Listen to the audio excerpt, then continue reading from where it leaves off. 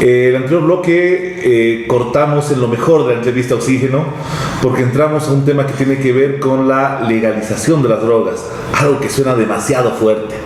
Yo contaba este antecedente de la película de la legalización del alcohol en Estados Unidos y a partir de eso muchos países han ido legalizando. Holanda lo ha hecho, países, experiencias más cercanas, lo ha hecho Uruguay. Chile lo está discutiendo, ¿no? Todavía no tiene divorcio, todavía no tiene aborto, pero está discutiendo el tema de legalización de las drogas. Estados Unidos, muchos estados de Estados Unidos incluso han empezado a legalizar. Explicamos un poco las razones. O sea, hay más o menos 4 efectos generales, globales, de lo que tiene que ver con los efectos de la droga. El primero tiene que ver con la salud humana, que con las prohibiciones no se ha detenido, se ha incrementado. El segundo tiene que ver con la banda criminal, con los matones, con las armas, con el trata y tráfico y con todo este circuito que desencadena esta actividad ilegal. El tercero tiene que ver con la corrupción en los estados, en los pasos migratorios, en las fronteras. Y el cuarto tiene que ver con los ingresos, con los lavados de dólares, que hace que las empresas que quieren hacerlo legalmente, honestamente, no puedan competir con una empresa que está siendo auspiciada por el lavado de dólares. Y finalmente tiene que ver con que siendo clandestina no genera ingresos para el Estado, ni para mejorar la salud, ni para curar a los que están en problemas de adicción. Y con la droga legalizada se estaría hablando de que hay mejores condiciones para generar impuestos, ¿no? Incluso esta droga pagaría impuestos, la encarecería, la haría más accesible y más controlable para saber por dónde se está vendiendo, qué tipo de gente está sufriendo estas adicciones. Ese es un poco el debate que se ha planteado a nivel mundo.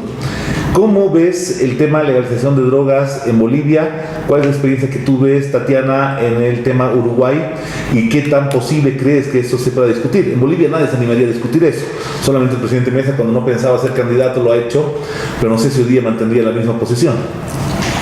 A ver, en las Américas tenemos aproximadamente 11 estados que tienen legalizado para consumo terapéutico la marihuana, ¿no? Y empiezo Canadá, que además desde el verano del 2018 está libre de toda sanción el consumo recreativo y el consumo terapéutico que lleva varios años. En Estados Unidos, 30 estados tienen la libertad de 30 de 50 para ver la magnitud. Exacto. Consumo terapéutico, y hay 22 estados que además están probando usos, así entre comillas.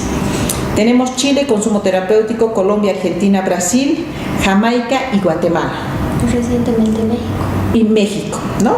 Y tenemos Uruguay desde hace 3 años con una regulación que es la diferencia, porque en todos los otros es uso terapéutico, médico, por receta. En cambio, en el Uruguay, el consumo está regulado, se han registrado a todos los consumidores problemáticos. Es decir, usted es consumidor problemático, muy bien. El médico te da una receta y tú puedes ir a comprarte. No es cualquiera que se va a comprar. Pero han tenido una dificultad. Primero, de 2 a 3 plantas para que tenga el consumidor problemático. ¿Pero qué tipo de planta? Porque ahorita te dan 2 plantas, das su semillita, dentro de 6 meses vas a tener 1 metro cuadrado de plantitas. Entonces, ¿qué planta que puede ser con manejo genético que no te dé flor ni semilla? Pues que tengas 2 plantas y que si la cuidas te durará hasta 2 años. Transgénico, básicamente, dices tú. No, manejo genético se muta que pueda reproducirse. ¿Ya? Y la marihuana seca, vamos a decir, que tenían que comprarla, tenían que distribuirla a las farmacias. Las farmacias no han querido. Porque hay un precio oficial, no hay un precio a libre demanda. Entonces, no han querido, y ha sido una cosa que ha demorado la aplicación de esta regulación. Entonces, cuando a mí me preguntan, ¿estás de acuerdo con la regulación? Yo digo, no tenemos las características de ser un país consumidor para regular un consumo. Estamos regulando la producción de hoja de coca. ¿Y cómo nos está yendo? ¿Cuál es la experiencia que tenemos? Bien, hemos bajado hasta 20. Sí, pero había sido bien difícil. No veo, o sea, estamos regulando una sustancia y es difícil. Imagínate si nos metemos a otra que no es de consumo problemático. La podemos volver problemática, tú dices. El alcohol está regulado, los medicamentos están regulados, los pegantes, todo lo que son inhalantes están regulados. ¿Cómo nos está yendo? En alcohol mal. En medicamentos también mal, porque principalmente los que consumen medicamentos sin prescripción médica, ¿dónde adquieren? en las farmacias, en la tablada, en los mercados o en su casa. ¿Por qué? Porque a su mamá, a su papá, a algún adulto le han dado algún tranquilizante y esto me hace bien para dormir, esto me hace bien, sí, te invito. Y a veces se hace así con el te invito que se empieza una dependencia. Patricia, en caso de la salud, ¿tú crees que un debate de legalización incrementaría los efectos nocivos de la droga en la salud? Es que el tema de hablar de legalización aquí en Bolivia me parece también un poco fuerte, y es lo que le decía hace rato a Susana, que es bueno ahora saber escuchar y saber ver cuáles son los nuevos espacios de negociación política que se están dando en el país, ¿no? Porque hace, como en mayo, si no me equivoco, hubo una marcha por la legalización del cannabis. En Perú. Mundial. Acá. También, el mundial. Y es algo que antes aquí no se veía, ¿no? Y cuando a mí me preguntan sobre el tema de legalización, yo siempre respondo con que, a ver, un cachito, hay que ir paso a paso. Para empezar, deberíamos dar buenas definiciones o aproximaciones de lo que es salud pública, de lo que representa un consumo, que nosotros sí manejamos esta escala, ¿no? De consumo problemático, de consumo habitual, porque en estos países que ya han llegado a tener regulaciones o descriminalización del consumo, por ejemplo, se admite a los usuarios de ciertas sustancias como usuarios, ¿no?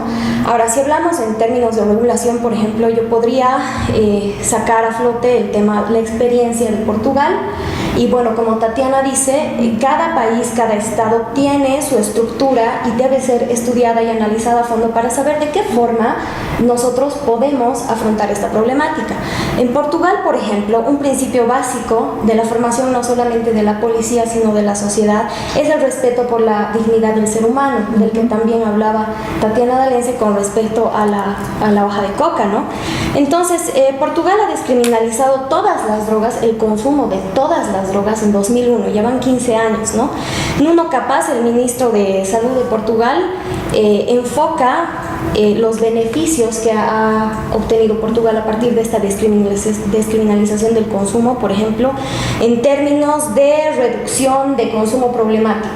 Han reducido las tasas de consumo problemático, ¿no? Pero él también recalca de que este tipo de legislación no podría ser concebida sin un buen sistema de salud universal y gratuito, porque para poder atender temas de consumo problemático, por ejemplo, tienes que tener un sistema de salud que sea capaz de cubrir esas demandas, ¿no? En ese sentido, por ejemplo, creo que nosotros tenemos mucho todavía que investigar, ver si realmente el consumo es una problemática. Como ella dice, no es una problemática. ¿Cuál es la problemática detrás de esto? Es que estamos llenando la cárcel de consumidores, y no necesariamente esa gran parte de consumidores son problemáticos. Pueden ser muchachos que han tenido un consumo de experimental, por ejemplo, que alguna vez han probado y en una fiesta los han agarrado, porque esos casos se dan. Gente con 10 gramos, con 5 gramos que está en la cárcel por consumo, que por el tema de retardación de justicia pueden estar pues hasta 2-3 años sin sentencia incluso, o sea, dependiendo, ¿no? Si la persona tiene plata o no. Sebastián, en Canadá el 22 de cada 100 consumen marihuana.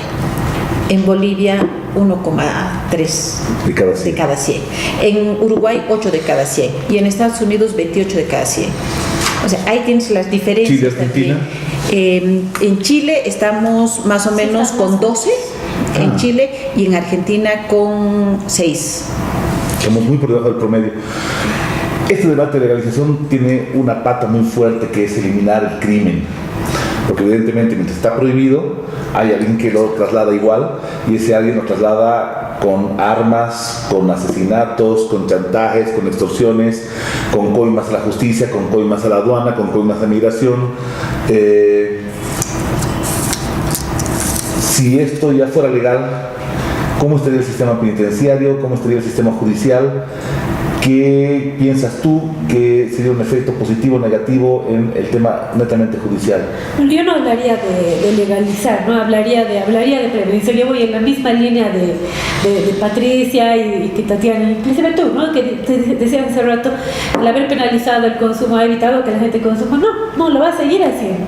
Entonces no existe suficiente información. Creo que tenemos que tener la información suficiente para traer, digamos, esta discusión a flote, pero deberíamos hablar de cómo prevenir, digamos, de cómo conocer los efectos y de cómo prevenir desde la política pública, desde la salud pública, desde la educación, y no creo. Bueno, como te decía, en estadística el tema de la población que está por 1008 es suficiente, pero no va a descongestionar las cárceles. El otro día yo escuchaba 60% de judicialización y un poquito más de régimen carcelario está vinculado a la droga. ¿Cuáles son los efectos mismos en las prácticas procesales que están dificultando que esto sea mucho más expedito, que no al Estado no le cueste tanto sancionar el tema de traslado y consumo de droga? Hay efectos procesales muy fuertes. A ver, creo que es tiene varias respuestas, ¿no? Bueno, para empezar, tú estás hablando un poco de los delitos conexos que vienen al narcotráfico, ¿no? Y como Estado creo que no estamos preparados todavía para afrontar el crimen más complejo, ¿no? Y que estamos concentrándonos en poner al sistema penal como la base de la política criminal. Y creo que ahí está el error, ¿no? Porque estamos saturando el sistema, porque tenemos una justicia que en sí misma tiene que afrontar una serie de políticas públicas para poder transformarse y para poder tener una adecuada gestión del conflicto. Creo que todavía estamos en proceso, pero falta mucho. Hay muchos problemas que hacen que la justicia esté en esta situación. Problemas de presupuesto, problemas de cobertura, problemas mucho más complejos, ¿no? Pero estamos en un proceso. Tatiana, México, que es un país muy grande, con mucha institución, muy controlado, con un vecino muy fuerte, ha caído, ¿no? Sus instituciones han sido totalmente perforadas, territorios enteros que están siendo controlados por el narcotráfico, divisiones enteras del ejército que se pasan a volverse los zetas. En Colombia pasó algo así, perforados los presidentes, gobiernos, candidatos, un tercio del territorio totalmente controlado por el narcotráfico. ¿Por qué en Bolivia no se han instalado los cárteles de mafiosos grandes? ¿Por qué aquí no se ha perdido el control? No solamente ahora, no nos gusta el monopolio, nos gustan pequeños clanes familiares. ¿Por qué aquí no ha habido lo que ha pasado en México, en Colombia, en Guatemala? Sí, esa es una característica. Mira, en los andinos te voy a hablar. En los andinos hay una característica. Dicen que donde se produce se consume. Y mira, nuestro crecimiento en el consumo de sustancias, principalmente cocaínicas, no han subido. Ya tenemos consumos bajos en los 3 países. Tenemos un vecino que es consumidor en potencia, Brasil. ¿Ya? En el tema de producción, han habido características. Bolivia ha producido cocaína mucho tiempo y ha vendido cocaína mucho tiempo.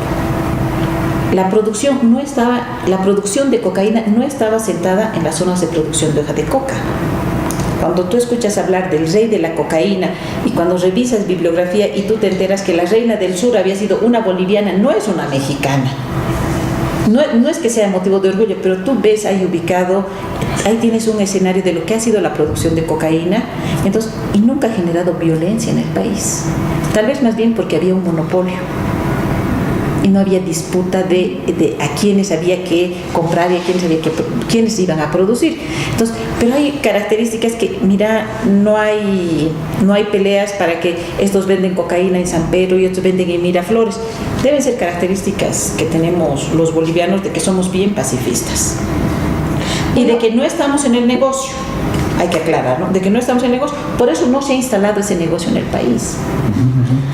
Yo quisiera complementar un poquito lo que dice Tatiana, que es totalmente cierto que el contexto y bueno, la estructura social tiene mucho que ver en el tema de la cartelización, pero por ejemplo lo que ha pasado en México, y esa es una característica fundamental para entender México como tal y lo que la separa de Bolivia en este asunto, es que el opio, bueno, justamente viene todo el tema de la cartelización a partir de las guerras del opio, ¿no? De las migraciones chinas que llegan a Estados Unidos, que llegan a México y que llegan al resto del mundo, como nosotros también conocemos, ¿no? Entonces, para empezar, el tema de las drogas hablar de drogas siempre es importante porque es hablar de colonialismo. Entonces, en ese sentido, a los chinos son los ingleses los que les meten el hábito de consumir opio, ¿no? Y el momento en el que los chinos lo regulan, que esos son los primeros antecedentes de la salud pública, básicamente porque ellos consideran que el consumo se había extendido tanto.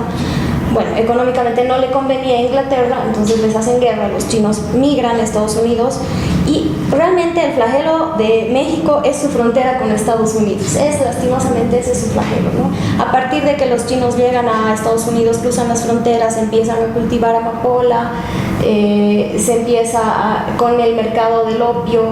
Entonces es básicamente ahí donde nacen los procesos de cartelización, porque empiezan a utilizar tierras de las mismas personas en México, ¿no? O sea, ya se producen rencillas entre familias, tema de migratorio genera problemas económicos, ellos empiezan a apoderarse del mercado, hasta que finalmente los mexicanos son los que, bueno, se produce como una guerra entre chinos y mexicanos, y los mexicanos acaparan, digamos, el monopolio. Y es lo que ella decía, justamente se da por tema de no solamente territorio, más que nada por un tema de seguridad, ¿verdad? Porque los carteles lo que hacen es justamente ofrecer seguridad, ¿no? a los lugares donde que han cooptado, ¿no? Entonces es súper complejo y en ese sentido sí le doy la razón a Tatiana. Nosotros tenemos una estructura totalmente diferente y la suerte de no ser los vecinos del lado del norte. Es un tema fundamental. Cómo cuidar a todos los jóvenes del mundo, no solamente bolivianos, no solamente la región, cómo estar siempre peleando para que el crimen no se internacionalice, para que la droga no consuma a la generación, para que la perpetuación de la especie sea sana, buena. Cómo hacer para que la competitividad, la gente que quiere invertir en la empresa no esté atacada por el narcotráfico, el lavado de dólares. Cómo hacer que la trata y tráfico, la prostitución, todos los delitos conexos también al narcotráfico cesen, se terminen, y cómo hacer que dejemos de gastar tanta plata en delito, en lo judicial, en la salud pública, y más bien esto nos ingresa. Es un debate muy largo, muy prematuro, muy inmaduro, pero lo vamos a seguir tocando abiertamente en Oxígeno. Tatiana, muchas gracias por haber aceptado la invitación. Ha sido realmente un gusto aprender de todos ustedes. Patricia, Susana, las puertas de Oxígeno están abiertas para ustedes. Gracias por todo lo que hemos aprendido hoy día. Gracias a ti. Chao, chao. Un gusto haber tocado este tema con todos ustedes. Abrazos.